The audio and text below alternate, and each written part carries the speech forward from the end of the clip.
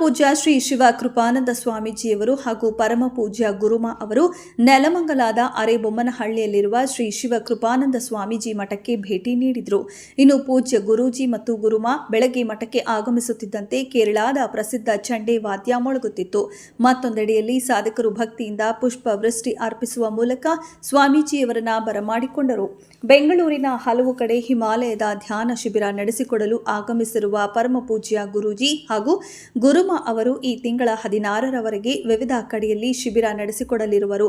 ಶ್ರೀ ಶಿವ ಕೃಪಾನಂದ ಮಠದಲ್ಲಿ ನೂತನವಾಗಿ ಅಳವಡಿಸಿರುವ ಸೋಲಾರ್ ವಿದ್ಯುತ್ ಸಂಪರ್ಕವನ್ನು ಉದ್ಘಾಟಿಸಿದ ಗುರುಗಳು ಮಠದಲ್ಲಿ ನಿರ್ಮಿಸಬೇಕಾಗಿರುವ ಗುರು ಶಕ್ತಿಧಾಮ ಕೇಂದ್ರ ಹಾಗೂ ಮುಂದಿನ ದಿನಗಳಲ್ಲಿ ನಡೆಯಬೇಕಾಗಿರುವ ಕಟ್ಟಡ ನಿರ್ಮಾಣ ಕಾರ್ಯಗಳ ಬಗ್ಗೆ ಸಾಧಕರಿಗೆ ಒಂದಷ್ಟು ಸಲಹೆಗಳನ್ನು ನೀಡಿ ಮಾರ್ಗದರ್ಶನ ಮಾಡಿದರು.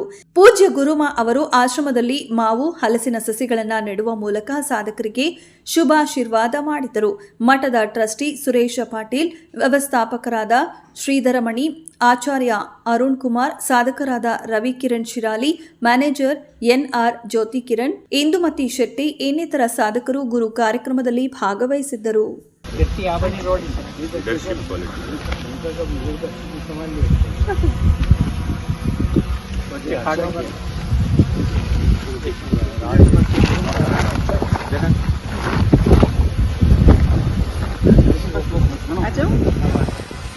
इधर घास है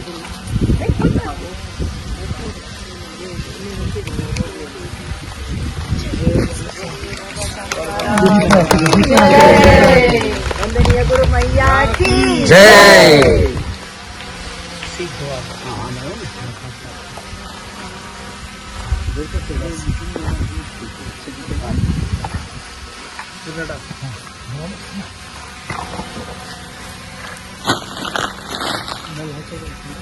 पानी पाइप हाकिदो